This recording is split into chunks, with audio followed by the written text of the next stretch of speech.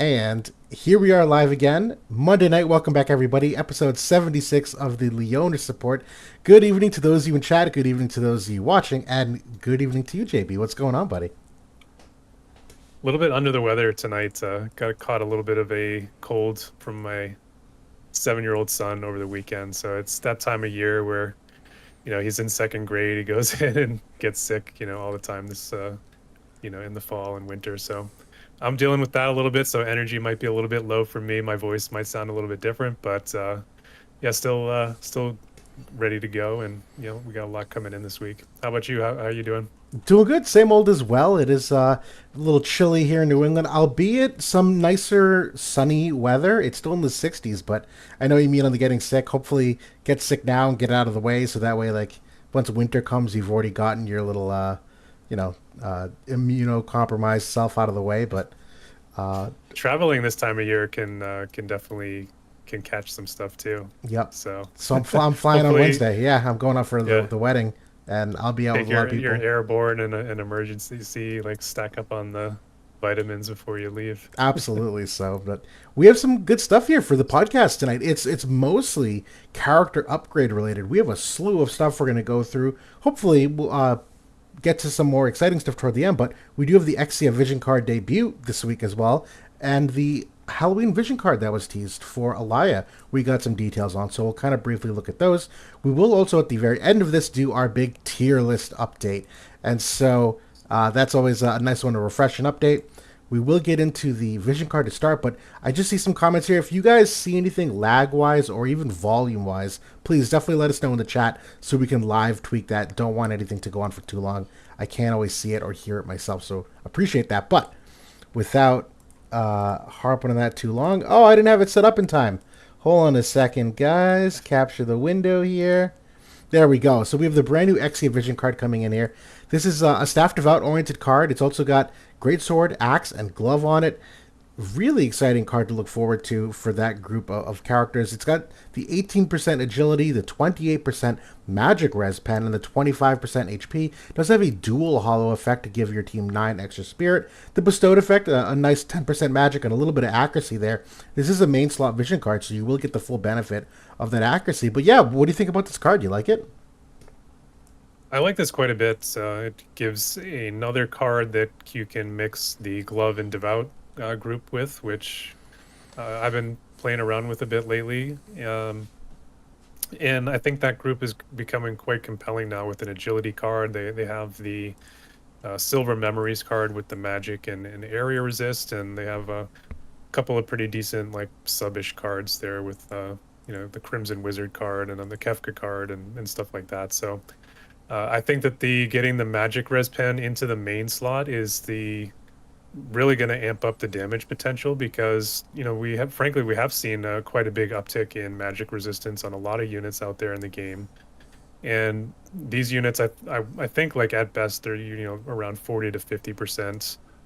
Some of them may even be less than that. I can't recall off the top of my head right now, but this is going to up that quite a bit. And obviously the HP is another one that we like quite a bit these days as well. So anytime you can get that into the main slot, it's a nice boon too. So the accuracy is also nice. There's still semi-evasion is running out there. Some folks have been using Lucio a bit, but he might be a little bit too hard to reach unless you're really kind of going all in for accuracy. But certainly this helps when you can get that on a bestowed effect. Yeah, definitely. This is absolutely a very high tier vision card to pull for if you've done anything with Sadali or Exia. For Glove in particular, this is another best in slot card that really like adds some fuel on the fire for that main slot magic res pen, as you mentioned. Right now they were limited to the Roy Mustang vision card, which many people passed on, quite frankly, well over a year ago at this point. So this is a huge offensive boon for them. But even to your point, to marry the glove and staff devout, which is a little bit limited, we're realistically talking about Sadali and Exia and maybe Lucille. But regardless, that's a really high octane synergy, and this vision card does excellent things for it. And I do like the Great Sword edition here. I know some people have kind of like hemmed and hawed about some of these classes getting a little extra emphasis this year, but I still do appreciate them coming back to Great Sword, where if you do think of like that meta, that was 4 months ago, 6 months ago now, and Joom and Cloud and in their own rights A2, those greatsword units should still be in the rotation of playable units. And sometimes adding these cards here to marry them in different ways to new rainbow teams is sometimes all it takes to make sure that they can, the characters are good, but maybe keep up with the vision card power creep. And I think this does that. And obviously, you think of water, and you think of a synergy like Joom and Exia. That's certainly a synergy that we do like to think about. But lots of value in this card up and down. Staff Devout, this is an immense card for that group. So I almost say must pull category for many, considering how Staff Devout and Greatsword are built out so far. There is the throw in of the axe in there as well, which Glove and Axe have a couple of cards already, including the Halloween Lucio card, which is another agility card. So this is now two, maybe even three agility cards that they share. I feel like Axe is also on the Zoma card, if I remember correctly. It could be. It's funny. Out of all the cross connections I was looking at, Axe and Glove was the one that I wasn't thinking about. I was looking at Staff Devout and Greatsword primarily of all the connections, Yeah. but that's a good call out.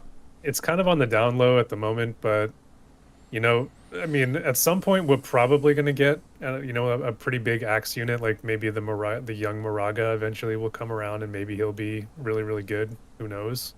But, for now, at least I have seen a lot of people using Sadali and Halloween Lucio. So, that's something that you can utilize with this card too. Absolutely.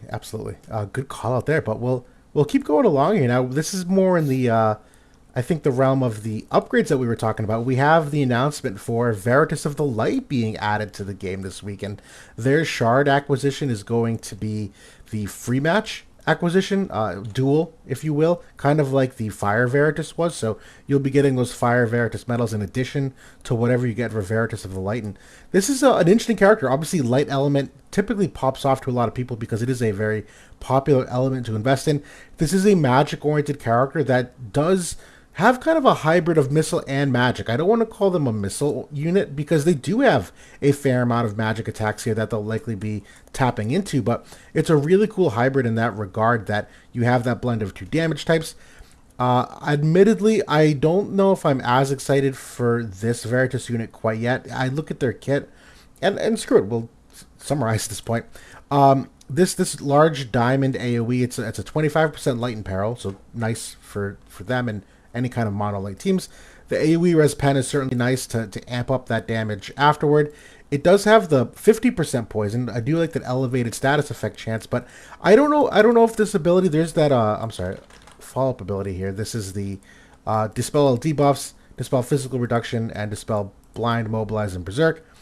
This one I think is kind of like the fun X factor because obviously we see some of these really kind of kicking in as of late, the blind and immobilize in particular. The rest of these, I think I need to think about this more because I think this ability is what going to drive the X factor value of the unit outside of just damage. Where I do have to think about all those debuffs, and that's healing power down, and that's agility down, and that could be man killer down, and some of those other things that I could be sleeping on this a little bit because the rest of it, this is very offensive oriented from what I can tell so far. That even the 120 ability, it's a spirit pen and the magic res pen. Okay, that's nice. The other single target here is the 100% hit chance. It's the dispel re-raise. Okay, that's nice, but there's really nothing else there outside of the 100% hit chance, which again is cool, but I don't know if that's really unique. But I think this character will age better once we get some more of the upgrades and the dream ability, the 140. I do like where they've started with this unit. Yeah. Yeah, that's the thing. When these units first come in, they it's important to remember they're incomplete. We're not going to really have a firm picture on this unit for a couple more months. Even in JP, I think that this unit is just getting the Dream Awakening, or just recently I think it is probably going to come once the Dark Veritas comes this week. We'll probably see that. So, I mean, in terms of if you look at it purely as a missile unit, which I mean the majority of the attacks here are in the main kit, there's no missile res penetration, so that's a little bit concerning for the future. She does have the imperil there on the hit, so that's definitely going to help. Because right now there's not a lot of missile resistance in the meta. But like, I mean, kind of forward thinking, that certainly could come along. Yeah. Um, and there's a lot of missile resistance vision cards that have been released historically as well. So those can maybe potentially come back in the fold. But there's also no range increase here, especially like passively. She just has the buff that gets the +1, Right. which is, especially for a gunner unit, is very, very unusual. So it seems like unless that comes in the Dream Awakening, like as like a +2 passively somehow, which, maybe they could. If that doesn't come though, at this point, the range is very, very lackluster for a gunner unit. At that point, she's like 6 to 7 range at best, like on these attacks, which like compared to like a lot of the units out there, it's like kind of right there with a lot of them. We were seeing a lot of range 6, a lot of range 5, so it's kind of similar. But I mean, there is a barrier here for magic damage. She does have that. So it's like very anti-magic, I think, overall, even like with the sub jobs, because she has Spellblade and also Magi Striker. Yep. And I do really like that Pierce attack from Magi Striker with the 30% magic debuff, I agree. flat magic. That's like really, really nice. That was always one of Raph's best attacks. The problem is, I think, for casting time on this unit, she does have some options though to help her out there. So if you are going to try to emphasize like some of those casting attacks, she does have a 400 reduction that you can bring in. Nice call out. So that I think allows her to get into like 1-tick zone ish, I think, for most of her kit with a Trust Stone. So I don't know. I also was kind of a little bit underwhelmed by the counter ability with the Light Imperil. Like that's fine, but it's like duplicative of she already has a Light Imperil in the main kit for 25%. So yeah, that was a little bit questionable. Yeah. I don't know though. I mean, I think that it's probably going to be fine because we kind of have had similar concerns with some of these other units when we first saw them, and they've turned out really to be pretty decent overall. Yeah, no, I completely agree. There's, on the one hand, I've seen a small uptick, as of late with these element imperils, and on the one hand, I want to hate them because we've kind of gone away from some of the mono element teams. But on the other hand, I look at this and say, like, well, who are the other light missile units? And I think of, like, all right, maybe White Lotus Fina. That light imperil could, it sounds dumb, but, like, that one attack, that could be a pretty large damage increase for them. Even this 38% imperil that you consider the amount of, like, debuff weakening in the game that, or dispel debuffs on self, like that, there's kind of, like, a couple units that can dispel debuffs that the more you can apply these things throughout the fight, maybe there's, like, that, I don't know, X factor as the fight goes on. I don't immediately gravitate toward that if that's the case. I'm really kind of reaching for straws here. But yeah, right now I really see this more of like a damage dealing unit, more so than any kind of utility driven unit. And you can even kind of see that here on what they've done with the AoE pen of 20 on the mastery ability, because this diamond attack gives them another 30. So you're talking 50 AoE pen.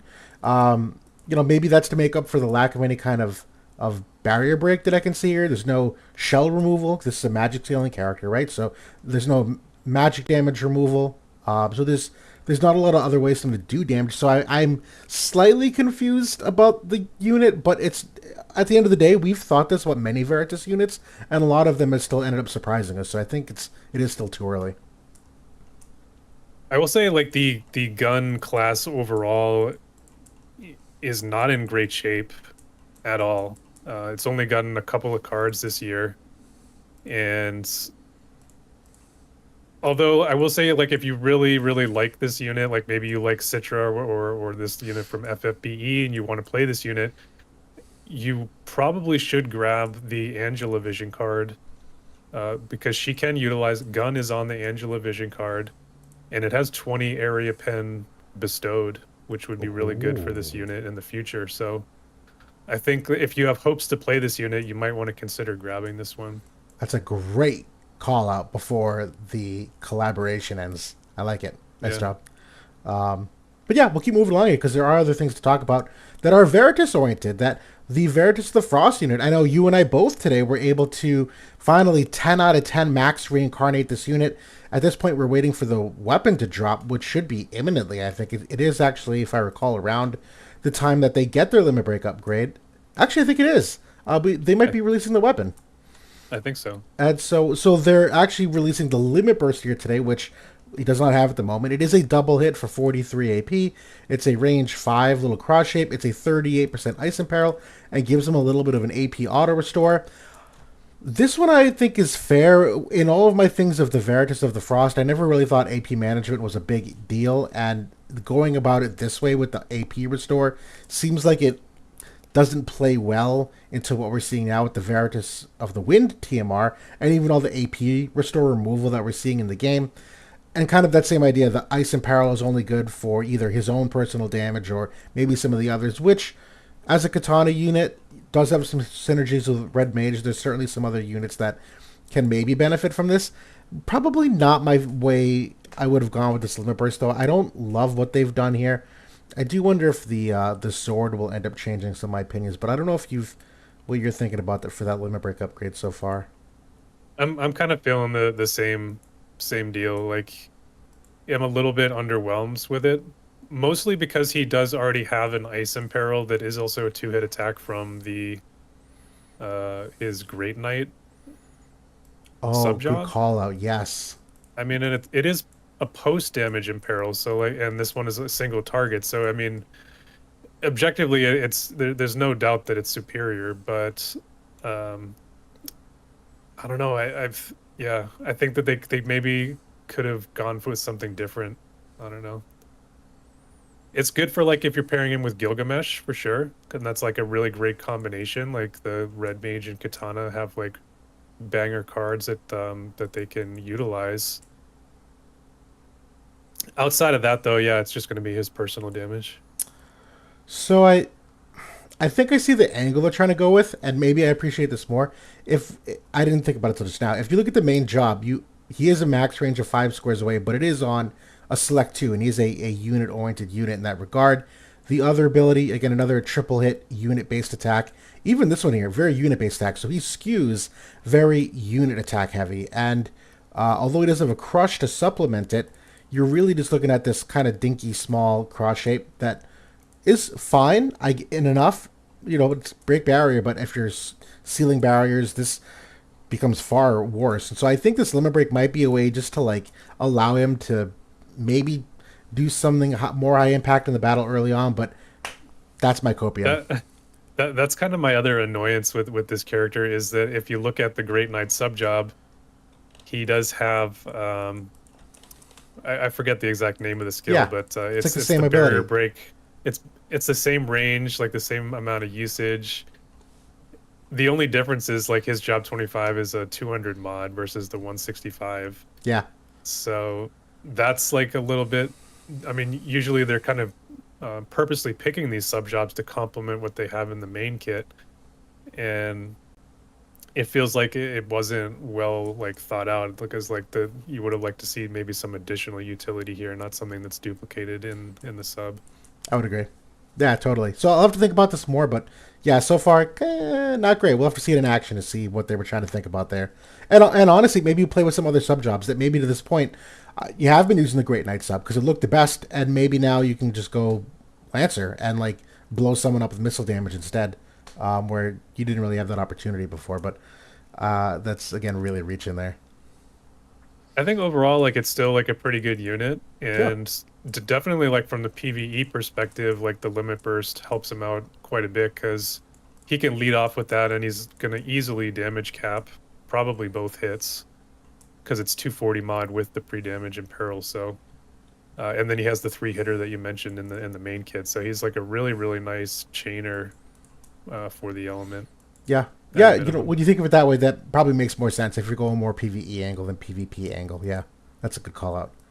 But we'll keep going here with the other Veritas units. The Veritas of the Bolt is getting their Dream upgrade, and a lot of people are getting close here to this unit being like relatively usable. So the 140 upgrade is coming in a good time. That crit damage of 15, it's 15% AOE wide res for both the physical and magical types, and the weapon upgrade here is decreasing crit evade of 50%, which is pretty enormous. Quite frankly, that's to me like anything 50% or more is a oh, I guess I'm not thinking of it right, but a good breakpoint that there's not a buff in the game other than Sephiroth that's getting at as high as 50 crit evade. So this is usually bringing people down a lot lower, which makes sense given the crit damage added there too, that they're trying to capitalize on the crit damage component of this, which does kind of make sense. That has been historically something that lightning units and missile units have tried to tap into, is abusing that crit damage.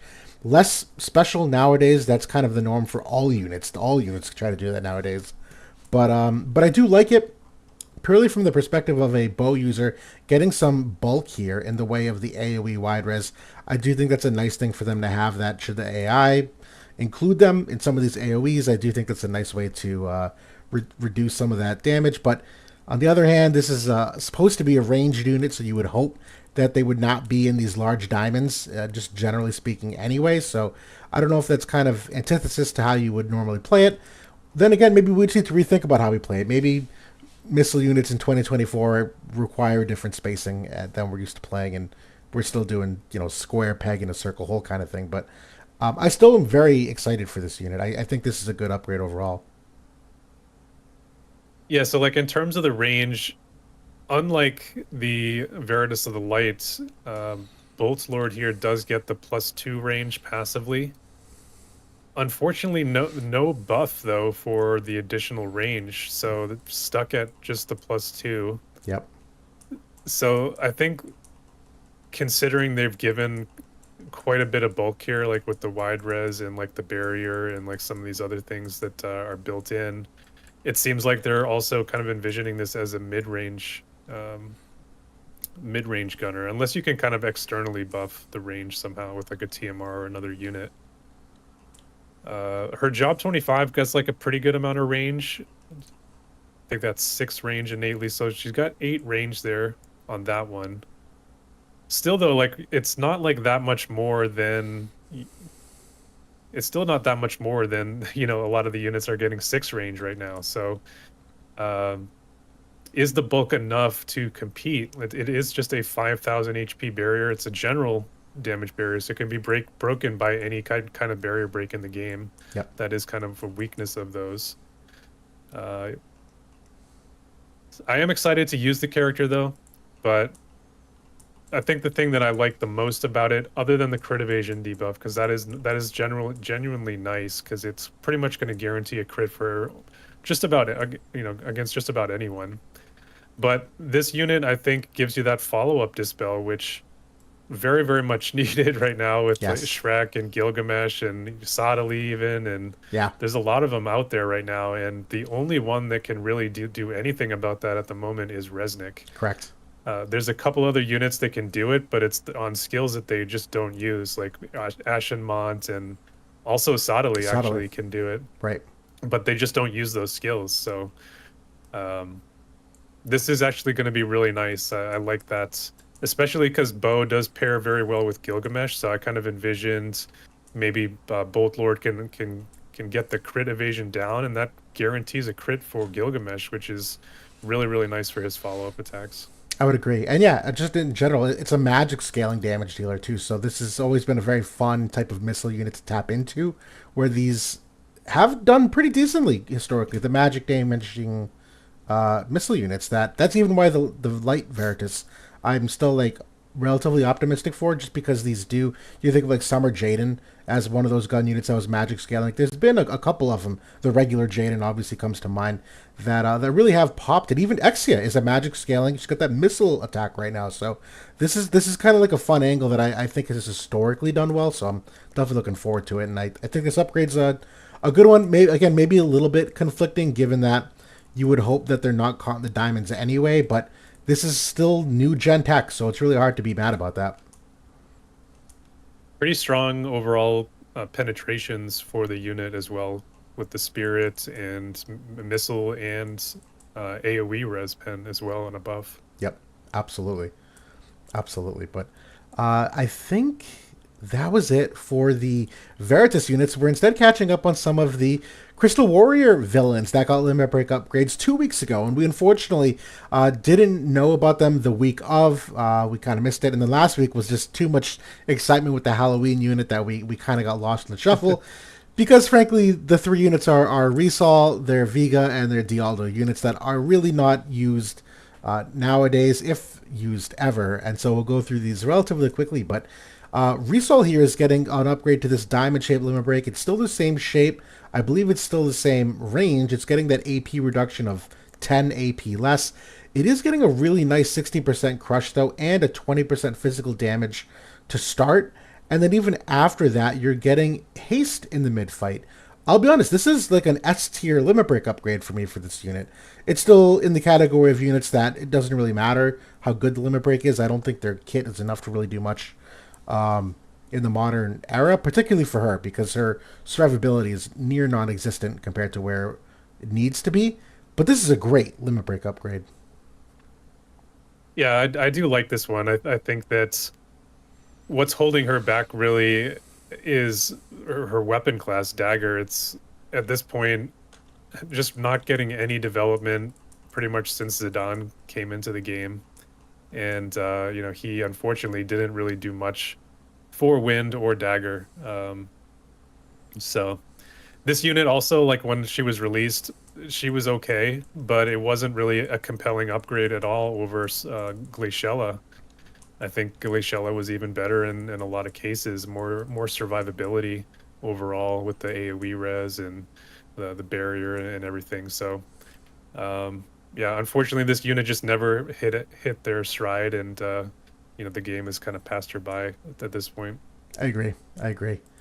Which then brings us to Viga, who kind of similarly never really saw much adoption on global. A lot of people got him to level 99 for his TMR, which is still to this day like one of the best TMRs. And he was even the Reincarnation Festival winner last year, which gave people another opportunity to have him rerun and maybe get him for cheaper. He did have a small niche for a time in the strike meta, where he did end up having some really good strike resistance overall. And then you ended up pairing him with some of the vision cards that came out then that he was at the time one of the few like good axe units.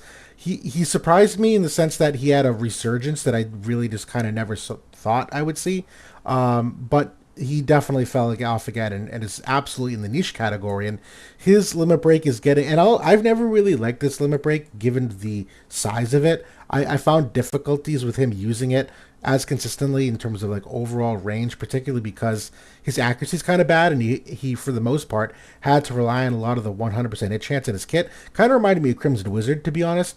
So I liked this limit break on paper. I never really saw it execute in practice though, and this one, it's still getting all the dispel capabilities to it. It's also dispelling debuffs on himself too, so helping that portion of survivability. It is getting 40 AoE res pen for 3 turns. That's certainly nice. At least for on the main job, a couple of these abilities obviously do go for AoE shape in general. And then surprisingly getting a modifier increase here depending upon the number of enemies in there. So it will be at minimum 200 up to 250, and he will absorb half the damage, if I'm thinking of that math correctly. But it's okay. This is technically new tech, so it's hard to be mad. AoE res pen is as good as it comes, but again, this is also like a dispellable buff technically, so that could be gone the next turn. I don't know. I wish they changed the shape just a little bit, in my opinion. Maybe made it range height 2 even, just to give it some flexibility. But yeah, it's whatever. Yeah, it's a little bit disappointing. The dispel debuffs, I think, like if you think about maybe a lot of like the units you might pair him with, like Resnick, for example, both versions of Resnick dispel debuffs. Oh yeah. And Book is probably the main tie-in for Axe for support. So you're gonna have Resnick in there if he was usable, which this doesn't make him usable, unfortunately. I think it is a good effect. Like the Berserk effect is great, especially when it's AoE. It's actually, this unit did have like a pretty nice niche in manual PvP because of this limit burst, and because he has great mobility, especially with the Dragoon sub job buff. But yeah, I think it's a bit lackluster. I think that he needed a little bit more to be like a compelling choice. Yeah, totally agreed with that. And brings us to Dialdo, who had his heyday. This was a excellent unit for a long time that was very competitive not only in mono earth teams but also the spear teams for quite some time, and as a reincarnation festival unit got a lot of love on the reincarnation side of people trying to get him up to max. His limit break upgrade here, he formerly had the regen and he would increase his unit res by 20. He's now going to reduce enemy damage by 20% for both physical and magic types. I think that's the only change here. I don't think they actually did anything else here. I'm sorry, the regen is doubling in potency, going from 10 to 20%. This one, it's not enough. It's not bad in theory. 20% reduction is still 20% reduction at the end of the day, but there is a fair amount of like debuff removal kind of again being utilized a little bit more as of late. The 10% extra potency I just don't think is enough, considering that his survivability is kind of fallen back compared to where it needs to be. I know they gave him the upgrade on his where were you? Was it MA2? They did something with him to give him. Yeah, it's those two skills in the MA2 that got upgraded. Here it was. This buff. This buff got upgraded. Right. So they buffed the AoE wide res, but this gets dispelled at the drop of a hat nowadays, and he's got none of it innately. So while at the time of this upgrade, this looked really good, we were like, "Oh, this is new tech. This is good stuff." Every unit can remove this nowadays. So I think he would tend to get chunked a little harder. That extra 10% potency isn't gonna save him in that regard. So that's my soapbox on that. I agree overall. Like he's definitely doesn't feel good. I still think like his survivability, even now, like I've seen him in arena and I've faced him a few times with various units. The survivability is still there. Like he's still very tanky overall, like to various damage types. But I think that I wanted a little bit more from the LB here. I would like to have seen this maybe be a 100% hit too, because I think that's an area he could have used some help in, where he feels really helpless, especially in kind of a lot of the semi-evasion going on with Sephiroth and Seifer and even like this glove team now too. So yeah, I do actually like the regen increase, but yeah, I think a lot of his survivability is pretty easily dispelled. That's fair. I honestly don't know enough to do the calculations on this, because I just know as of late, I've seen a couple units with a 10% regen, and remember thinking to myself, like, oh, that's like not great, even with the healing power, because I think there is enough healing power down nowadays, not even talking about Curse, and how that would just like nullify this altogether. But maybe I need to relook at that. I know even Charlotte, with her higher regen, was impressive at a time. Yeah, he does get, I mean, he does get like pretty significant debuff weakening, I believe, from his self buff. So as long as that isn't dispelled, so I think like if you were to use him, you would be looking to use him with somebody like, Exia, ideally for the Earth Water, and then like the Spear Devout. Yeah, that could be potentially, but I think he would need to have the compelling utility of this. This limit burst just needed to be a little bit more to kind of make that happen. Because right now, if you're bringing in a tank, they need to have compelling utility, and he doesn't have an aura. I think that they were trying to kind of give him that similar effect here with the debuff, where like that's essentially a 20% aura on whoever you hit. But if he just hits one unit with this, what good does that do? it's a great way to sum it up. I think that's the cherry on top, the way you just phrased that. Yeah. Yep, perfect. Well, on the note of limit break upgrades, we are getting 2 new ones this week and pending, and Melnia is one of them. And this is a unit that had a lot of hype for a long time. Out of all the missile units we saw in the last year and a half, she might have been one of the better ones that actually got some decent play. Still think highly of this unit, and this limit break upgrade is not changing in terms of range or AP. It was formerly a barrier break that would poison you, and this one was always mistranslated, if I recall. This one was reducing human killer modifier, right, on enemies. Is that what that was? Okay, so it's still that. This one, the new version of this, it's decreasing the enemy move by 1, and it's giving Melnia a honeycomb barrier, which, I'll be honest, I actually like this one. The honeycomb barrier is a really nice effect. I do like that idea conceptually for ranged units in general. I think that's a smart way to approach it. I like the move -1 as well. There's a wrinkle on this that I know you're going to mention. I'll let you speak to it in a second.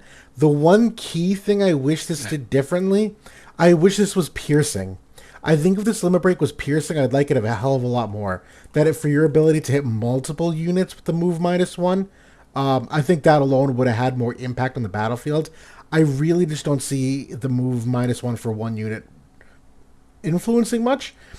If it even lands, and I'll let you expose to the world why move -1 actually isn't all that great.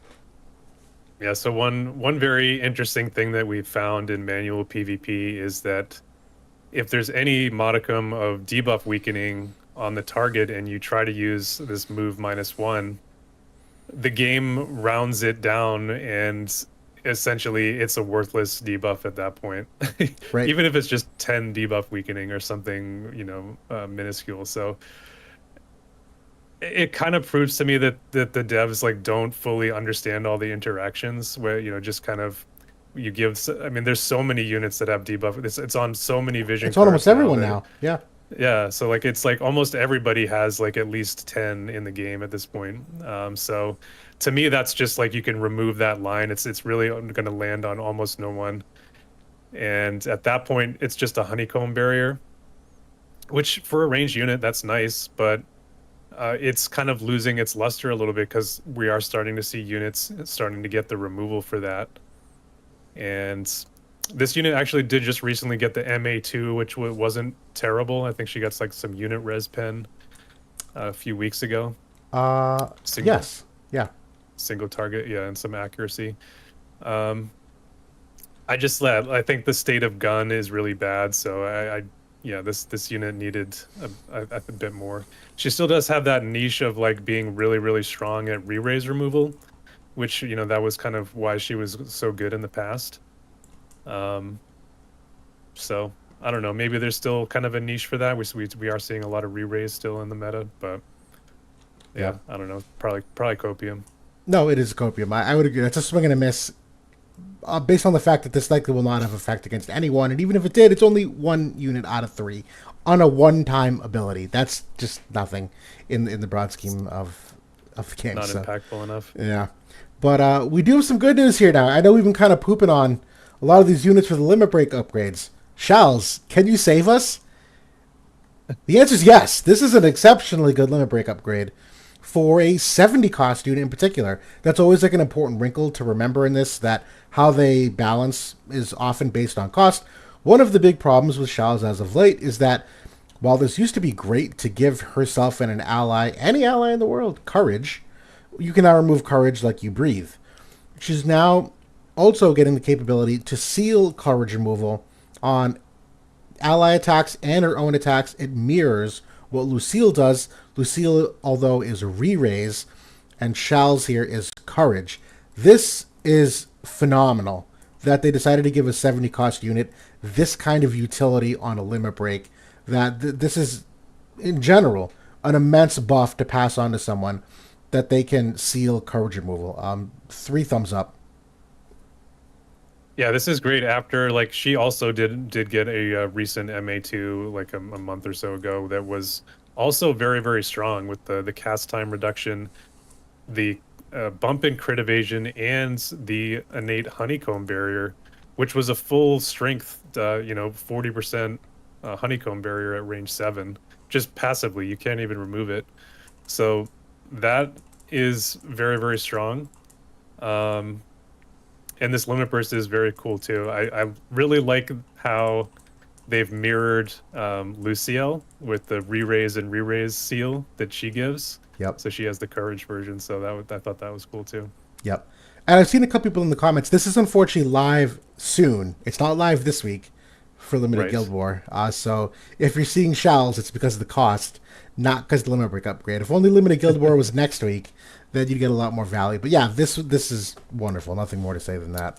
Even before this upgrade, she was still like one of the better 70 cost units.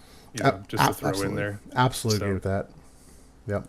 But we are getting some other final upgrades here to touch upon before some of the other content and news updates we got. The Solomon gloves are getting an upgrade here for +6, and this is best in slot glove weapon for many units. This is getting a pretty nice upgrade here where it's getting a increase of the 10% magic damage up to 12%, so you get an extra 2% there.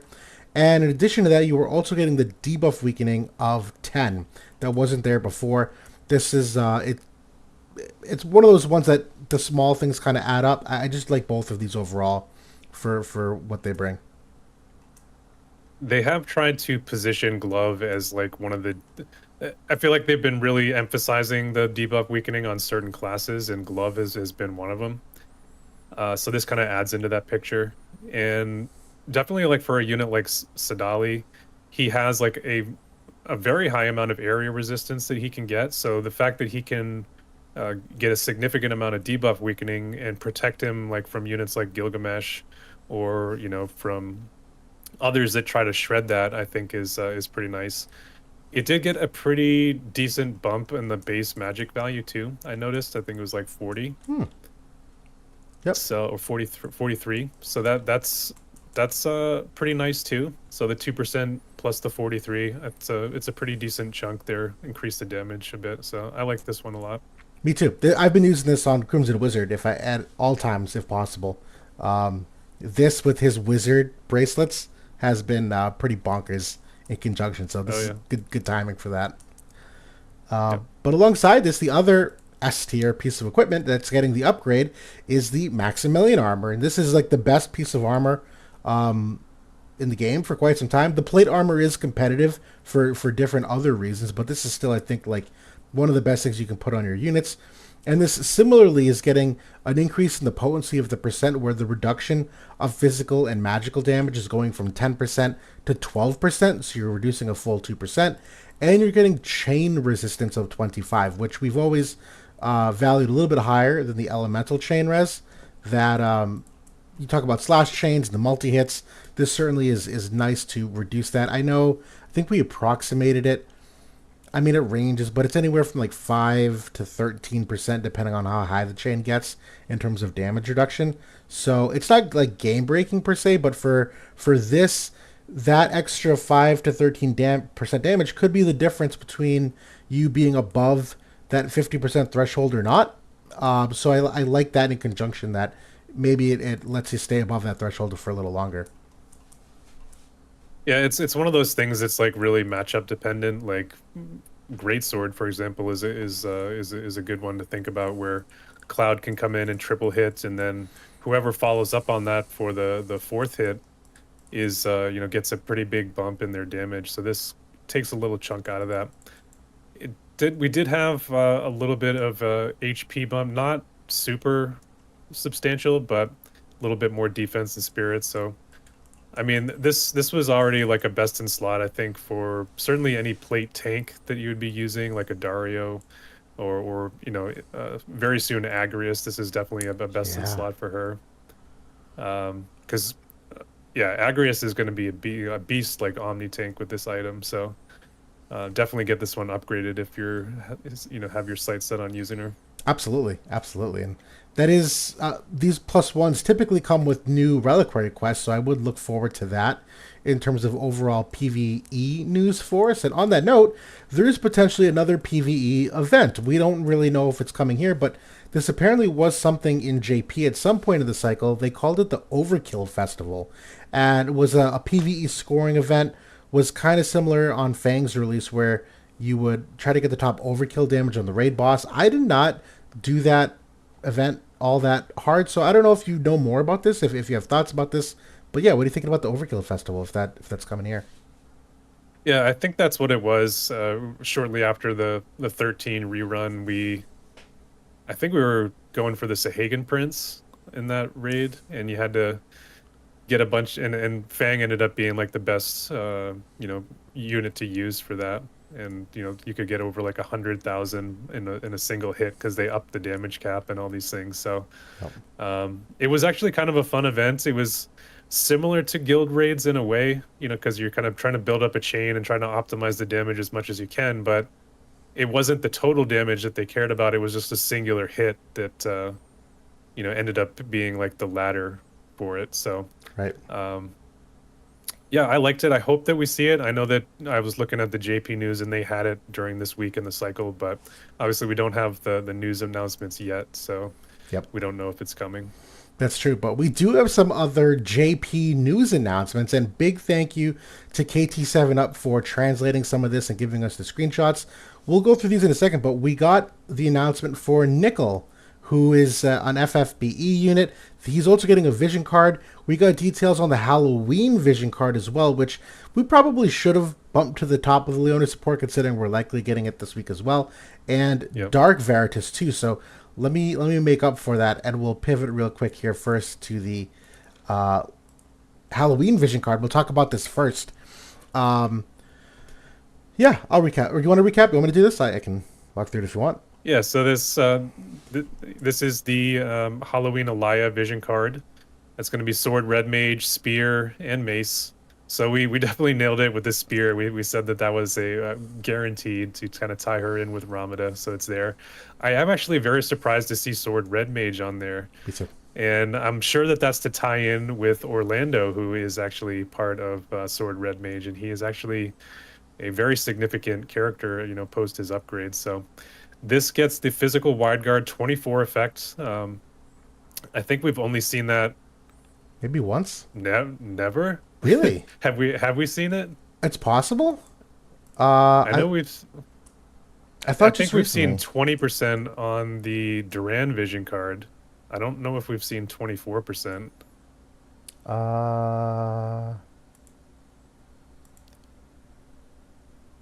Maybe not. I think this was the highest Okay. for physical wide guard for the Duran was 20%. So this is 24%. That's pretty crazy. If we think about Sephiroth kind of swinging the Sunders and his LB, just take 24% right off the top of it. Really, really nice.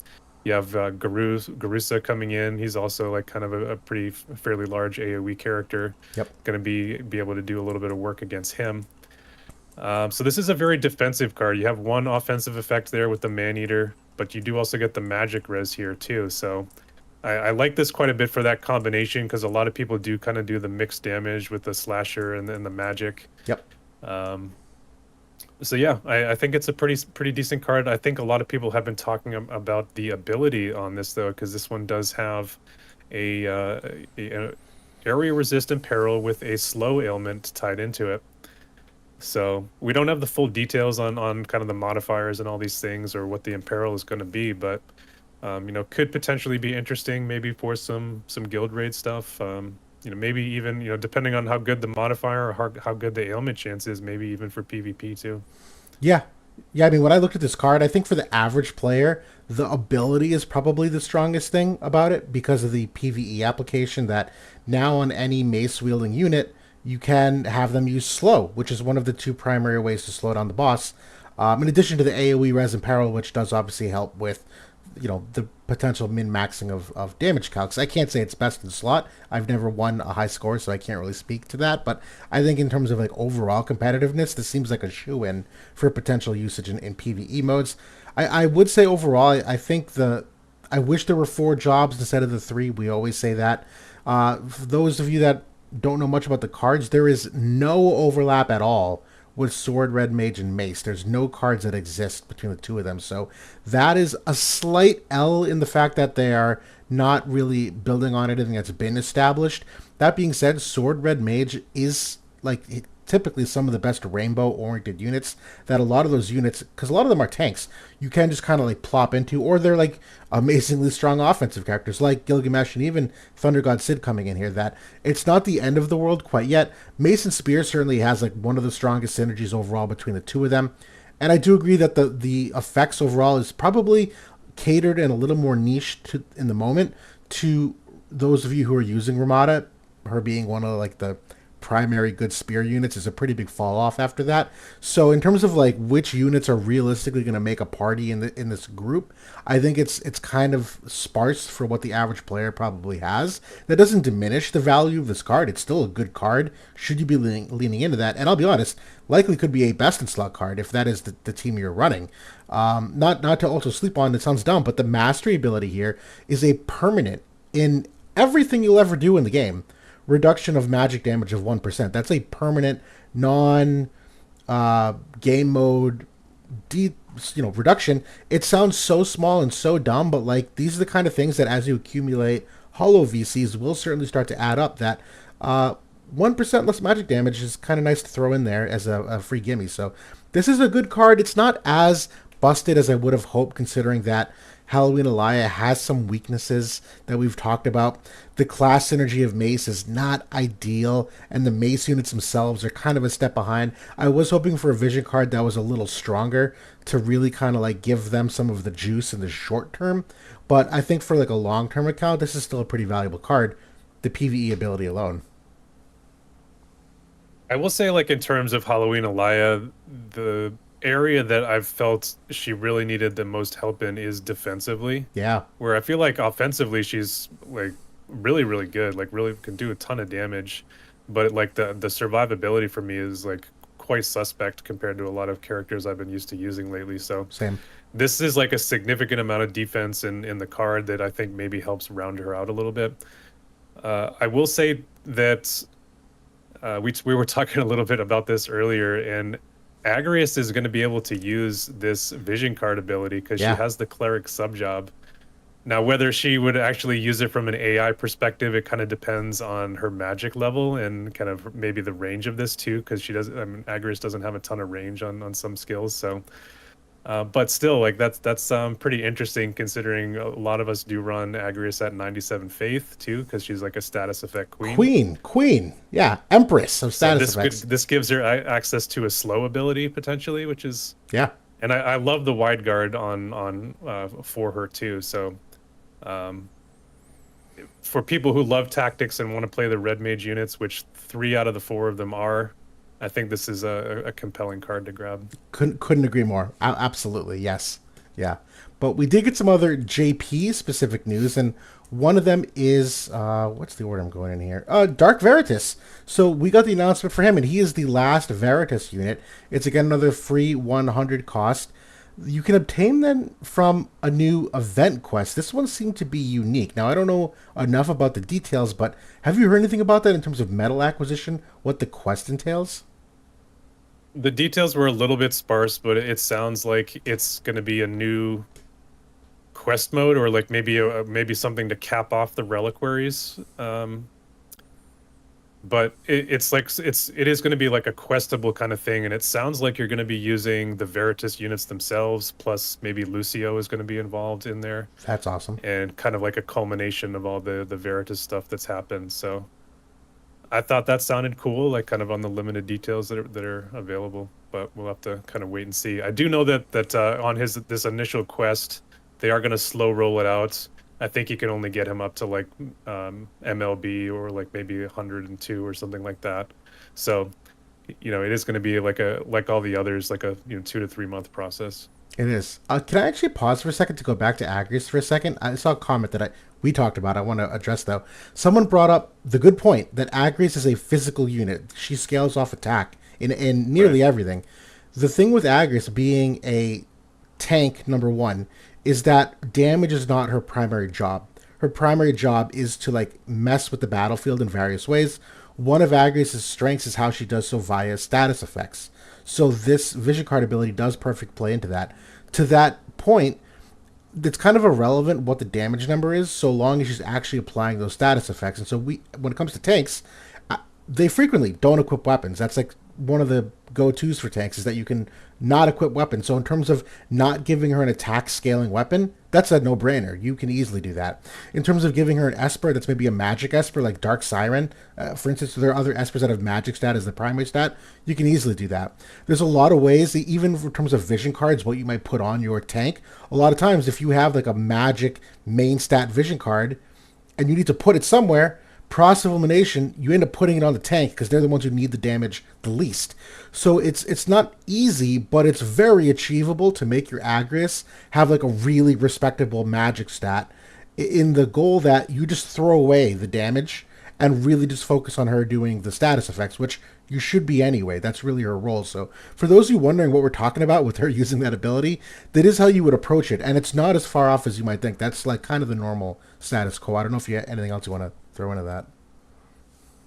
Yeah, I mean, at this point, it's just kind of theory craft because we don't know the full details on the ability. So at the end of the day, it might not even be worth it. You know, if it's like a 25% slow or you know, if it's like a 150 mod ability, like she wouldn't even use it even if you really min-max the magic. But to your point about like the cards, like if you think about like the Chariot Vision card, which is Sword Red Mage, right? I mean, I've already put together parties and she's wearing that card. That's 50% magic. It's got the magic base stat. Yep. Or like if you think about like an ice party or an ice water party, you'd probably be throwing Dark Shiva maybe onto her, you know, depending on who else is in there with her. Again, that's like a magic percent card that would... Granted, she doesn't have any base magic to speak of. It's like 100 or something like that. But... Yeah. You know, the base magic alone on those cards is going to start ramping that up. So totally, it's possible to definitely build it that way if the ability were good enough to warrant it. Agreed. Yeah, sorry for pausing and taking it away, but I feel like that's a fun like X's and O's thing of team building that not everyone really gets to understand, that see our perspective on it. But yeah, back to Dark Veritas. So he's a great sword unit, which is awesome. Good to get another great sword unit. I know that sounds crazy considering we seemed to get many of them for quite some time, but I think Lastrius and A2 are really, I mean, Lastrius in particular is fading to oblivion, and even A2 is finding smaller and smaller pockets of hitting her ceiling. That it is good to get another great sword unit here, particularly for the dark element, which desperately needed some, you know, units. The units they've gotten are fine, but really not what we're used to in terms of setting the bar. I really don't have an analysis on this character yet. It's genuinely just like too soon. We don't know the stats. I don't know all the abilities yet. It looks good overall that he's got slash resistance shred and the, I don't know, AoE penetration up, barrier break seal. You love to see all that, but the general dispel on hit, if that's the truth, that he's like Sephiroth and can general dispel on hit, that is absolutely major. But that's really all I got. Real quick, to Vintage Blade, I am sick. Yeah. Yeah, I mentioned that. You probably missed the beginning of the episode, but yeah, unfortunately, my son passed on a cold to me, so I'm kind of working through that. I did pop your audio a bit. No one commented on it earlier, so I didn't put your audio up anymore, but I'll do it again just in case. But to Veritas, I think obviously we don't know the full picture. We don't know the full kits. This is just a teaser, but the barrier break seal with a general dispel on hit is incredible utility, and something that Greatsword desperately needs as well. With you know, obviously with A2 fading out, they don't have the barrier seal anymore, and they don't have like an excellent dispeller. Like Cloud, I think, has a little bit, and then like Joom has it a little bit, but they're not like on the favored attacks. So him kind of bringing in that utility, I think, is a huge boon for that potential team. I agree. Yeah, that's really all I can say at this time, given the information that we have. But we do have info on Nichol as well, who is a 70 cost water unit. I'm not gonna lie, surprised. He's a 70 cost. Most FFBE units, I think, got the full 100 cost treatment for the most part. Not all of them. Enough of them. But a water unit, which is certainly nice. I know water's been getting a little extra love, and certainly good to see someone come back. He's a book unit, which immediately stood out to many. That, you know, we've had a lot of book vision cards, and now a little emphasis with some of Resnick. Overall, I mean, I again, it's a little too early for me to really like analyze this in a vacuum, but you get a chance to stun. That's a nice new limit break, nice new status effect. I mean, to throw into the field of play, where a lot of times status effects are only as valuable as your ability to catch enemies off guard. So this is a nice one to throw in there. I know even with Duran, his limit break being stun, it's a totally different percent chance to proc, but I quickly remembered how good that effect was. So certainly nice to see it here too. this is, I mean, the limit break stands out to you just from the water imperil and the magic attack imperil. I haven't thought much about the kit though. It's I don't know enough, but it looks good for a 70 cost. I'll say that much. Yeah, so far so good. Again, it's kind of a similar situation to the last one. We don't know the full details, but what they have shared, I think, looks pretty nice for like a low cost, 70 cost package here. So, um, maybe could be a good partner for Exia. Maybe could be kind of the starting of a book team with Summer Resnick potentially. So yeah, I mean, there's some different ways that could go there. Absolutely. And they did release his vision card as well. And admittedly, this is the first time I'm seeing it. I didn't even read it this morning. There's been so much news. So this one is Sword Red Mage, Staff Devout, Glove, and Book. So again, another Sword Red Mage card in addition to what we were just talking about. And the Glove and Staff Devout synergy we were just talking about with Exia repeated again here on here. That for the party, it's 42% reaction block rate, 13 Spirit Pen, 15% agility as well. It is a quest hollow effect, so that's cool, whatever. The 10 unit res is kind of nice. I'm sorry, let me walk that back because I saw you tilt your head. That is good for guild raids, isn't it? But I know job-based division cards typically are frowned upon in guild raids, so maybe it's not that great. Yeah, especially like an agility card, they're not Yeah. typically used in most setups, but yeah. Okay. I second guessed myself on my dismissal of that when I saw you tilt your head for a second. So wait a No, minute. I was actually tilting in agreement. Nice. The 10 unit res is certainly nice for the bestowed. We obviously look for that for a lot of just rainbow party stuff. That can you throw on a card that gives a unit some semblance of survivability. Again, the idea being, let's say there's a 20% unit res card in the party, and one of the units isn't on that card to get the effect. If you put this card on them instead, you're still able to salvage what you're losing out by not having them on the party effect. I don't know if I know it's kind of complex, but that's the gist of it. I don't mind this card. I think this is a good card. It's nice to see the Spirit Pen here. That's one that I think not every unit gets, and certainly nice for like just general damage. But the reaction block, I think people forget how valuable it is too. That 42% is grossly exceptional for this group. That it can almost be out of sight, out of mind if you have this on the vision card. That when you combine that with what many of the units have innately, and at minimum the 20% on a Trust Stone passive, you're looking at 66% reaction block. Like that's pretty solid. I'm really surprised that we're getting two more red mage cards here. Actually, we're going to be getting the Halloween Alaya card this week. This one is going to be a month out for us, Yes. so there will be a little bit of a divide for us. But it's a second agility card then for Devout and Glove, which we just looked at with the Exia Vision card. So this is kind of another connection. They're really kind of emphasizing those two groups together. But with the two, like the book and red mage that you can kind of mix in there now too. So looks like a pretty nice card. I absolutely agree on the reaction block, especially if it's something that you can bring into a main slot like this one. Spirit Pen is super unique. I don't recall any vision cards having that as like a main line party effect. There's been a lot of like bestowed effects and things like that, but I don't recall it ever being on like a main party effect. So I don't that's, think so. Pretty unique. Defense Pen I've definitely seen on a main slot, Yeah. but not Spirit Pen to my knowledge. Yeah. Yeah, but either way, that we are at the 1 hour mark, so we do want to wrap things up here with the tier list, which we will try to get through. These obviously get kind of complex sometimes, but this is a snapshot of what you were seeing basically a month ago, September 16th. That was our tier list at the time of Summer Resnick's release of, I think it was like the first week she came out, that we finally were kind of resetting. We had really culled much of the bottom of this, where we got a little more pragmatic and realistic with who should make the cut and whether there's a discernible difference between a D unit and an F unit. You know, that they end up being pretty close when you compare them to what is here in the upper echelon. And so today there's a bunch of units here that we got as of late that we thought worth updating and reevaluating where some of these units are. And these arrows, again, are a lot of times indicative that they've been given some kind of upgrades, or just in general, if we think the meta has shifted enough that we should talk about it.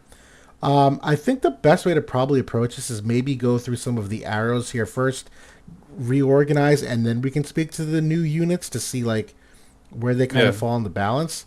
But That's how we usually do it. I yeah, think we usually start with the orange arrows, which are units that we've definitively think should move down based on current events. I agree. And so I know we'll go from the bottom to the top here this time. Although no, we typically go top down. We'll keep going top down. We'll be consistent. So I'll kick this one off. Volke was my opinion to move down, and I've been a long time Volke supporter. Mono Fire and Spear teams certainly have a wide array of potential team usage for him. He just doesn't hold up. His re-raise is really easily removed. His accuracy isn't great. His niche of the AoE wide res isn't much of a niche anymore. It's kind of status quo. Even his aura ability requires the Dispel Seal that he brings, and even that's not 100% reliable for him to bring because it's hit rate reliant, and he's not very diamond oriented. It's some smaller attacks, and the bottom line is that he just doesn't do the job that I ever thought he would do. And now, of all times, is the time to be doing it. You have so much fire. You actually have a good spear unit. The fact that I'm using him in a variety of like arena stress tests, and even there, forget Guild War, arena alone, I'm not able to make him work. So that I think is worthy of bumping him down.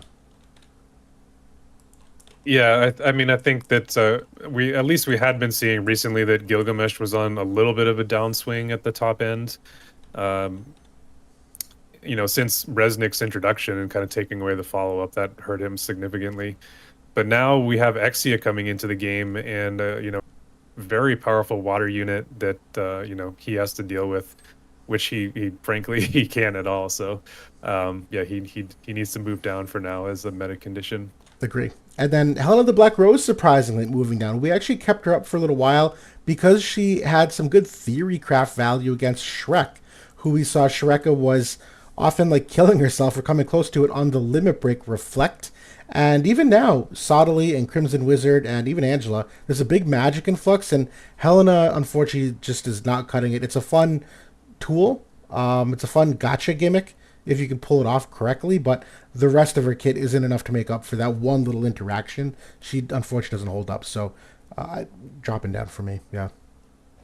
Yeah, I think for me, like with more and more units are getting the removal of the magic reduction, which was really like her niche. Like I think in addition to like the reflect, she really had like a firm anti-magic niche, and more units now are able to take that away. So she just doesn't have the survivability, and I found like if I see her in arena, it's just I'll click on it and it's like that's a max point win in a lot of cases. So she dies too easily. Like the reflect thing can definitely be an X factor for her, and that's still pretty cool. Still usable, I think, like in the black mage team, but Yeah. I don't think it's good enough to be in the B tier. No, no, and even Lucio, the same idea. Lucio the Luminous. There's so much Dispel Seal nowadays that his Dispel on hit that Sephiroth also shares was a real big premium to him, and he unfortunately just doesn't have the team building chops to really back it up. Even in all the light teams we're seeing, he's usually odd man out. You'll see Cloud, you'll see Fina, you'll see even Lilith that you gave your little showcase for, and his survivability, even on release, we thought it'd be better than it was. Still not great nowadays. It's only gotten relatively worse. He's still good, but not the B tier that he was for so long. I don't think you see that in practice. Yeah, I think that his limited range too, in a lot of cases, hurts his dispel on hit even more because Sephiroth outranges him, Exia outranges him. Um, so the dispel on dispel ceiling is really, I think, the kind of the nail in the coffin for B tier status for him. Agree. And wanted to spend some time talking about them because it is kind of big news if you see a B drop down. But these other ones I think would make sense to many. Velis going down. Unfortunately, at this time in the game, his survivability isn't what it needs to be. The healing factor is fine, but also replaceable by many other better, more competitive modern units. The haste capabilities that he gave, easily dispellable here unless he's in a certain team that can protect it. But other than that, it is not as overpowering as it once was, and he's very much like a one fight chump with the three casts of the main AoE. Once he's got those three casts gone, he basically has got very little left on the tank. So good in his heyday, but doesn't hold up. I think we are seeing kind of the differential between like the 3 and 4 turn buffs nowadays too, That too. where you know, if you are a support unit and you can only give a buff for 3 turns, like that's you're already kind of behind the 8 ball compared to what we're used to with the modern support. Yep. Yep. And then keep moving on here. Dark Sephiroth. There was a time where we did value him with just Katana being a clear cut favorite, step ahead of the job classes. But now that that's normalized a bit, that one little peak that he might have had to have some fun is kind of back to normal. And still a solid character, but definitely not in the C tier. He's a niche play at best for those that might still have him. Yeah, we we bumped him up for a while because like he does have the general barrier break, which is very, very rare. He can break any kind of barrier with his ability, but unfortunately, the survivability just isn't what it once was. So Yep.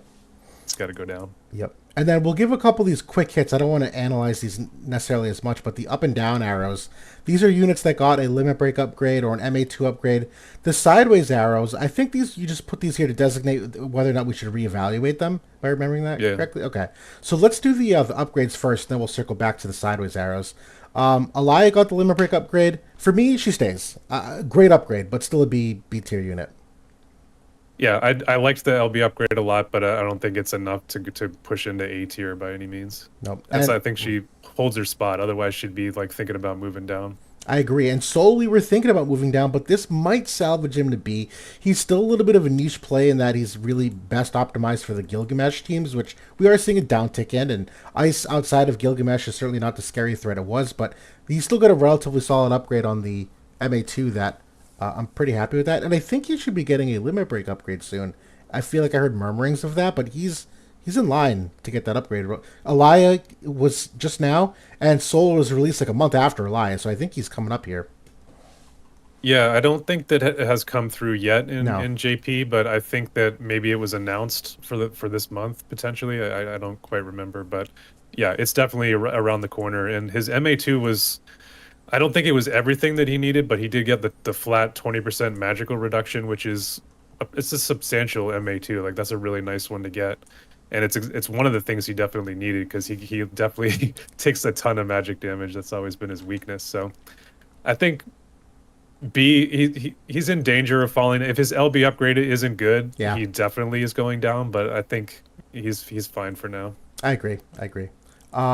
Lucio, I think, stays.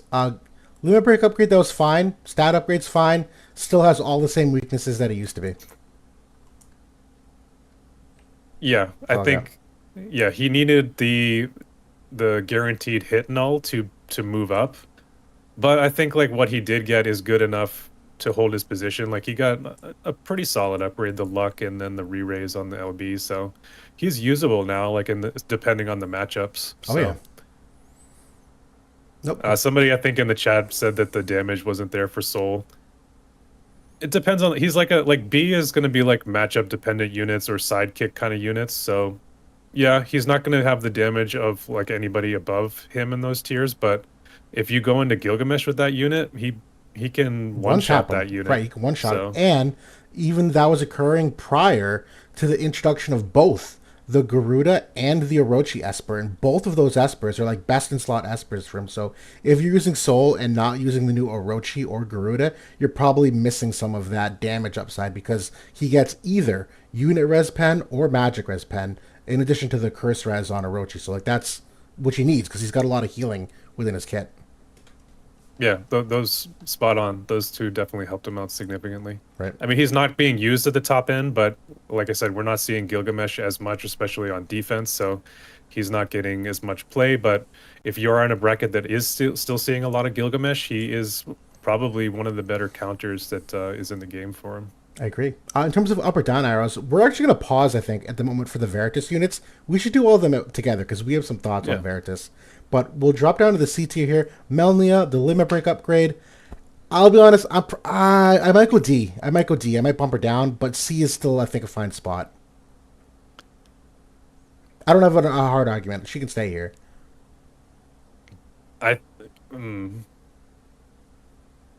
She's borderline going down, but let's just keep it for now. I think that's totally fair. The next tier down, Bronwell got her limit break upgrade. I'll be honest, I don't even see her in D. This might be in cost if I had to give her a a spot. But Yeah, let's put her down to cost. yeah. Not really, just genuinely like not a unit you would ever want to use, other than if you were forced to. So it cost. Yeah. Shells, I gotta go C here. I think myself, and I don't want to say at minimum because I think going higher than that might be a bit of an overreaction. But that limit break upgrade significantly amplifies what you can do. Yeah, I mean the thing is like we're still in a follow-up meta, so even if you seal courage removal, it's still like the worst one to have like compared to re-raise because you're definitely dead by any kind. It doesn't matter what the attack is, you're dead on the follow-up. So I do think it's good enough to move her up, definitely. So Yep. C is good. I like it. Viga and Dialdo, definitely not enough to move them up. If anything, stay. Yeah, this is there's still very fringe plays that, like all the D units, are always at risk of falling out on any given Sunday. Grifford here stays. Even then, the cost, I used him last week. It was really bad, and I have him max reincarnated. I don't even feel good about having him here in cost because he does not do well against anything on the top end. So 70 cost is his saving grace. Yeah, he got I think all of his upgrades recently. He got the MA2, he got the weapon upgrade, and I don't think he got limit break yet. I think it's coming. it's coming. Yeah, Yeah. it might be coming this week even. I can't quite remember, but Yeah. yeah, it's soon. We'll get this out of the way because it's the up and down arrows. Rysol is off the Yeah, entire she was tier already list. off. Do Yeah. we think it's good? I think it's good enough that she goes to D personally.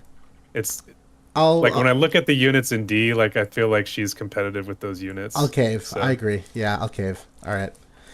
The sideways arrows now. So ironically, thought Sephiroth, and a lot of that is dependent on Exia's release and some of the other teams, like the glove teams, that we've seen some fringes in it that we want to at least have a discussion.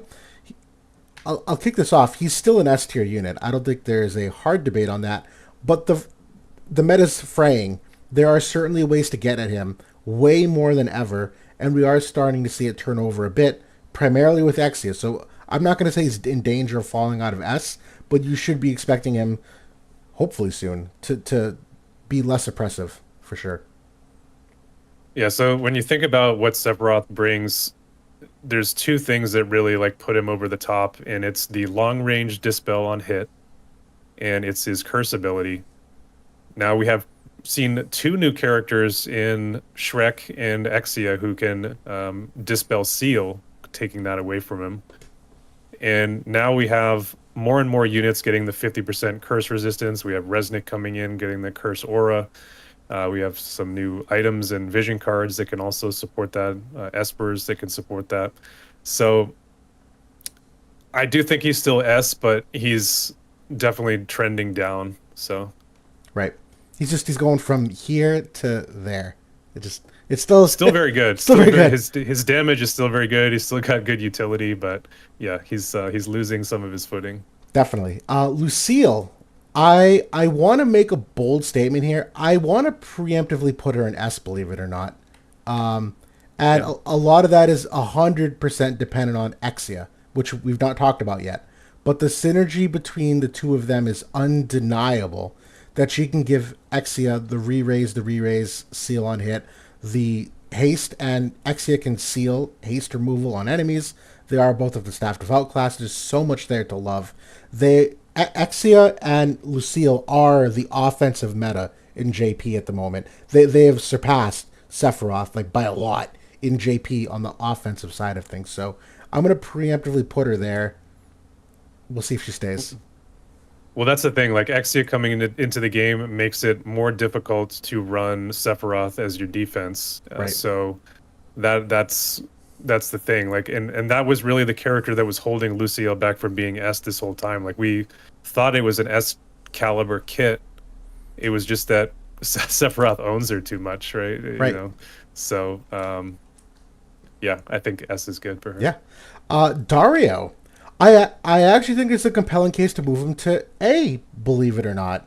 There's been enough of a magic uptick as of late that he is getting that resurgence of value. Not all of them have the magic damage removal that Gilgamesh had that kind of neutered Dario immediately. Obviously, in addition to the element matchup, but Dario's had a heck of a run still, and he still does a lot from a self like contained perspective. He's in the Katana group, which has continued to get love.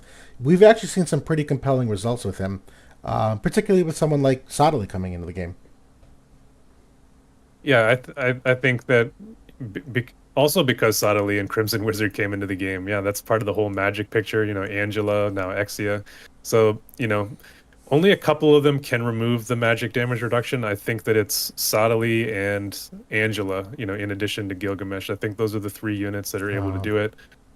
So he is still, though, going to be excellent into Exia. He's still very good into Shrek. But, you know, it's matchup dependent. That's why he probably, you know, can't really even hold a candle to S. But I think it's good enough to be A for now. I agree. Yeah, if you put, yeah, we're getting late, so I don't want to spend too much time dialing them. But we'll keep going here. Again, we're going to circle back to the Veritas units. Raph, I think stays. I think she's still an all-around very solid tank for what she brings. Debatably B, but I think C is okay still too. I might even think about B for her. I feel like I'm not going to argue. I'm so happy with that. I think that's fair. Yeah, like she has the aura for it's either 20 or 25%, and she has the limit burst upgrade, which is the barrier seal. I think like if you have Angela at Seifer, like that's actually a pretty decent dark team with Absolutely. the 3 of them. Couldn't agree more. Yeah. Nope, no complaints. I just didn't want to preemptively make the jump on you. We also, I think, wanted to move Lilith up here, surprisingly so. And this was part of the conversation with the Lucio, the Luminous conversation, that she's kind of supplanted him in that like tanky bruiser sword warrior role. That she performs better than him in that matchup. And she's not amazing by any means, but when you're talking about compelling meta players, she holds up in what we're seeing for the most part. So yeah, B unit for sure. Yeah, we were just kind of looking. I mean, it kind of said, I think I like Lilith more than Lucio right now, and that had already been happening like in my teams, but we just hadn't reflected it here. And certainly when you look at the units in B, I think that she's fits in fine there. Yeah. Doris just made the statement that he thinks Lilith is A. The only thing holding me back is that I think if she feels like an A, it's probably because of the team you're using. Like when you put her in a team with Cloud and White Lotus Fina, that like triple light team, there's probably a lot of things working, but it's not Lilith dependent. It's like the perfect synergy of team coming together. I think she's a B unit given herself. Yeah. She's not the carry of that team, but she is a nice piece. That is a good team. I've used it myself quite a bit. Definitely is. And before we finally cap things off here with the new units, I think we have left here is the Veritas units, who we wanted to give a special shout out to now that most of them are complete in their 140, their limit break upgrade, or limit break at all, their equipment, the fact that many people can now 10 out of 10 max reincarnate them, which is a noticeable stat boost, in addition to the equipment accessory that gives them that overall large stat boost. There's a lot of these units that have absolutely held up over the course of time, that have been way better than we thought they were upon release. I know at minimum, I think all of these units, and maybe you can hold me off here, I think at minimum should be B tier. All the Veritas units. I don't think any of them are worse than B.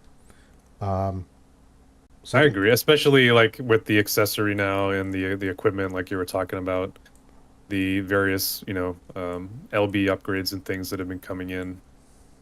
I think that they've been pretty competitive, so I think that's the floor for them at the moment. I would agree. I think a couple of these units could have compelling arguments to be A. I think Fire Veritas a couple weeks ago could have been A. We might have shafted him for that 1 week of the month there, where during the Sephiroth Gilgamesh meta, he was pretty darn good. And I'll be honest, he's better into Shrek than I thought he would be. I thought he was a anti-slash one trick. He's not. He does okay against her. Not amazing, but good enough. Any of the Veritas units you think deserve to be an A, or do you think B is okay? I think there's potential for lightning to be there, but I just need to use it for myself. Like I don't have the experience yet to say that definitively, but the follow-up removal in the current meta we're in, the timing is right for that ability, and especially since you can do it from a long range where you can potentially do that very early in the fight. And At least on defense right now, we don't see a ton of Earth, at least in the top end. Maybe that's going to change a little bit with Sadali, but I doubt it. I think most people skipped him, at least in the top end, just in anticipation of Garusa and Exia and things like that. So I think he's going to be more of an attack unit. So I think that Lightning Veritas is going to be a substantial attacker herself. It's funny. I see a lot of people saying Earth. I've had the opposite. I've seen a lot of mono Earth in Arena this week, and that's just been free low. And even in Guild War mocking, he's fine. He's actually really good. I don't know if he's A though. He still has a decent magic weakness, and there's enough Shrek presence that makes it difficult. And obviously, Garusa's coming in 2 weeks, so maybe we're jumping the gun a little bit in terms of that release as well. I don't know if he's A tier though. Outside of Mono Earth, if you're a unit that's just stuck in one mono element team, it's hard for me to give you the premium and jump you to the S or the A team. But there's obviously unique exceptions. Ramada is kind of one of them. Like Mono Lightning is the thing, but yeah, I think he can potentially work with Exia because the FMA yeah. card, you could throw that on him, and he can get the unit and agility. Um, or you Hmm. could, you could use like the Dark Siren card on him too. You could cover both agility slots with him. Do we want to bump him? I, I'm not sure if it's good. I don't know if it's good enough for A for me, but it's it's probably not far off. Because I think a lot of people are going to be turning to lightning units to deal with Exia because I mean she's so good against pretty much everything else. So I think that he has like the meta condition to potentially rise, but I don't want to put him there quite yet personally. I agree. All the Veritas units are strong because they have strong niches. Almost all of them, they have like a thing that they counter really well. So in that regard, they could be meta competitive depending upon what meta you're seeing. Just maybe not as widely consistent as some of the units above them. I think that's the sword I'd fall on. Yeah. Okay, which then gives us our current snapshot to finally play some of these last 7 units here, which I think will rather go quickly. I think because I think we have a pretty solid idea of where things are. We'll kick things off with Duran.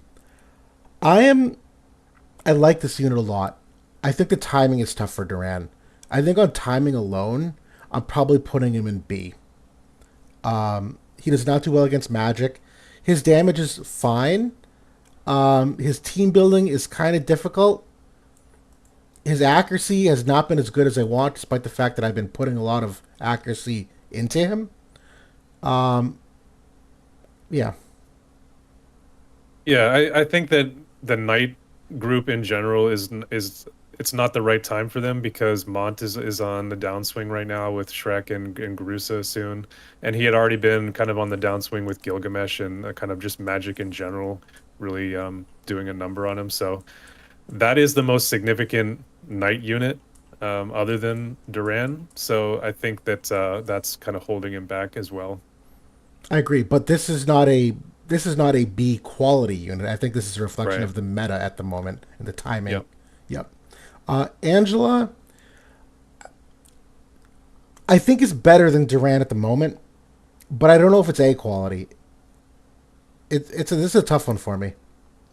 Any thoughts? I She was not A for. I would sit her in B as well, but with Exia coming, I think that she's A quality next to her. I will walk back that because we actually have seen some good teams, as you mentioned, with Cypher and Raf too. That there's multi-variable teams Angela can play in. Yeah, yeah, yeah. That's a good call out. I mean, she definitely has weaknesses, and she's not like a carry unit herself, but I think she's like competitive relatively with the other units there in A, like as like a 1A type unit. Totally agreed. Sadali is, I think, at minimum an A. Excellent unit that has done well, despite the fact that Shreka is still prevalent. I've been very impressed with him across a variety of the other units in the S and the A tier. He has been like one of the toughest units to kill, quite frankly. That even if you do chunk him for a lot of damage, he restores some of that CT back up because it was passive. He's got a lot of self heal capability. He's got the aura effect that he'll pass on to another teammate. There's a lot there that I still think he's doing pretty good, all things considered. I think his kit is S tier quality for me. But I think, similar to what we said about Duran, I think the meta is pushing him down at the moment because we're leaning towards the warm elements and winds at the moment, and Shrek is too prevalent right now. And although he can hold his own matchup, like you were saying, it's not like his ideal matchup. And certainly like Mono Earth is not I don't know if it's competitive at the top end of the game. I think there's good matchups for it out there, but it's more of like a niche or attack play at the moment. Yeah. I do want to pop out to Exia first real quick here. And I do want to preemptively put Exia in the S tier. She is that caliber kind of unit.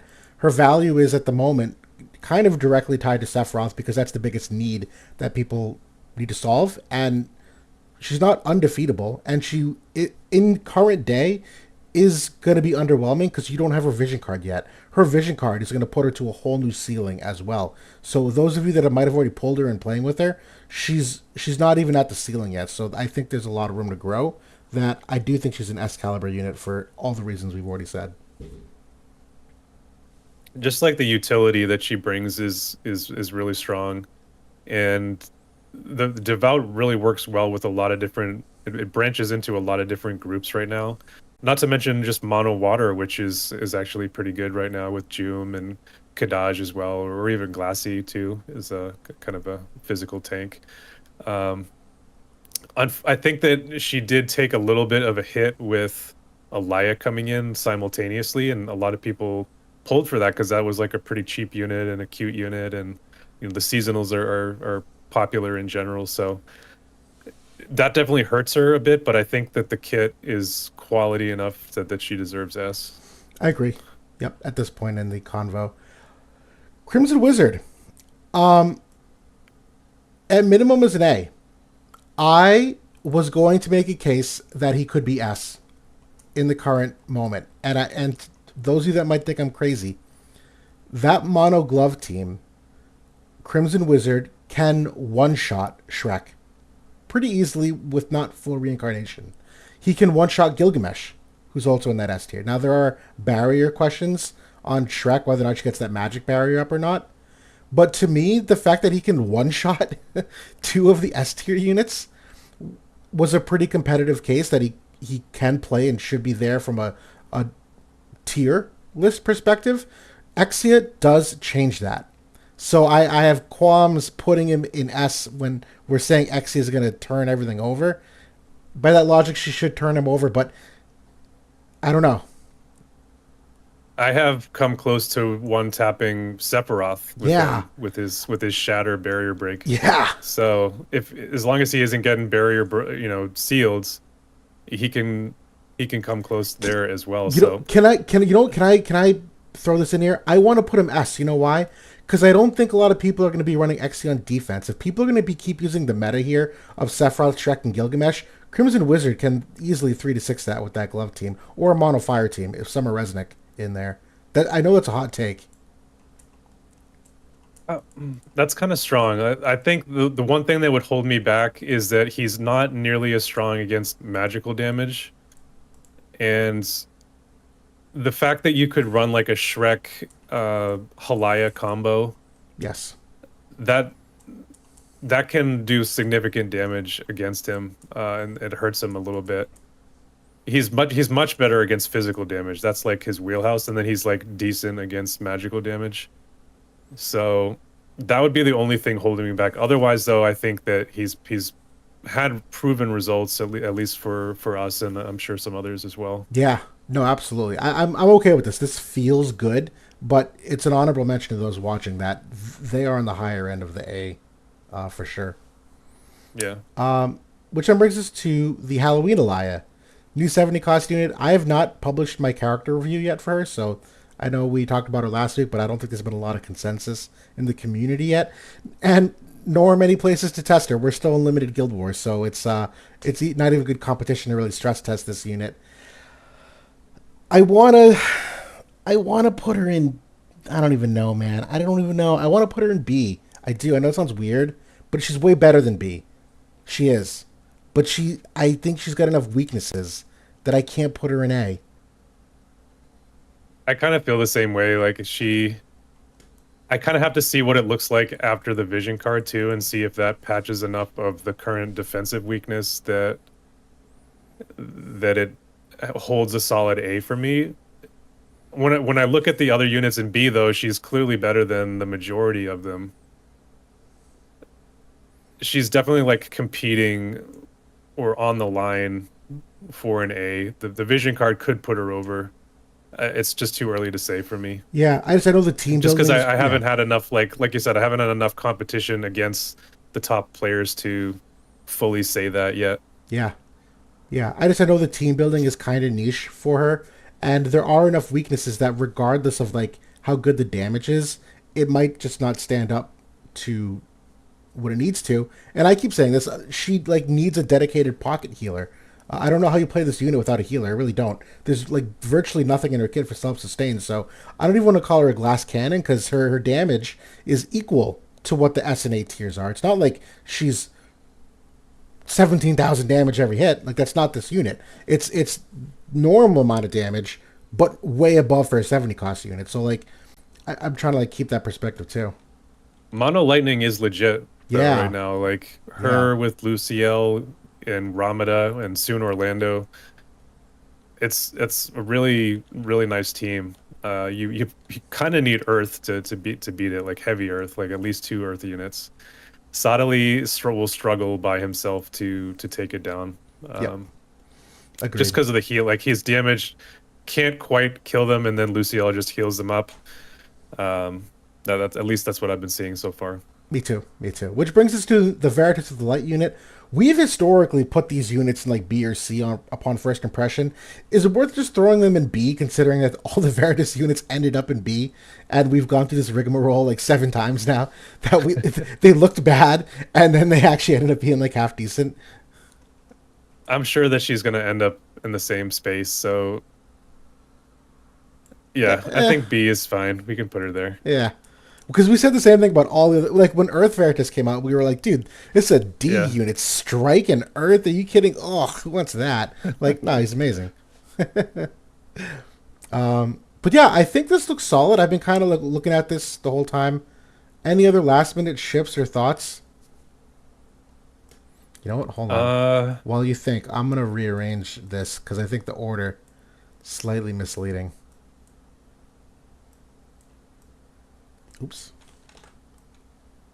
We don't typically order these in any kind of order, but I think to the casual glance, it subconsciously has an effect, and I think I'm doing this. I mean, there's like some quabbling on the lower tiers, but I don't really want to get into that right now. Yeah. I think like for SAB, I'm pretty happy with things right now. Me too. Yeah, because I think we pretty much we addressed all the movers, and the S tier looks pretty good to me. I think that, like we said, there's some like footing that's being lost by a couple of them, like Gilgamesh and Sephiroth. But I think we also are Gilgamesh. I think is going to see a bit of a resurgence here too, with Exia coming in and with Garusa soon coming in too. There'd be more of a need for him. So I think he can retain his spot based on that. I agree. I like it. All right, so that is the 21 tier list here. Just excited for Halloween. You had to throw in 1028. You just want that candy, don't you? Well, we're thinking about next week because maybe to do the tactics units at the same time, but we might be doing another tier list here shortly when they're kind of a Final Fantasy Tactics edition. So yeah. Stay tuned. I love it. But yeah, we've run a little bit long, so we're going to end it here so JB can get some sleep and rest up. Hope you feel better, man. But, you know, unfortunately couldn't get to any Q&A today, but hopefully we answered your comments as best we could through the stream. But there's a lot to look forward to here. As you guys saw with the tier list, that the top end of quality of units is not only shifting a little, but generally just expanding, which is something that I think we've all been looking forward to. Hopefully those of you that have been prudent with your Visior can acquire those units that you need. I know it's tough to pass on as many units as you may have had to, but that's all we got for now. Appreciate you per usual joining in, everybody, and good luck pulling this week. JB, thanks again as well. Yeah, it was a long one, but yeah, it was I think a lot of good stuff to go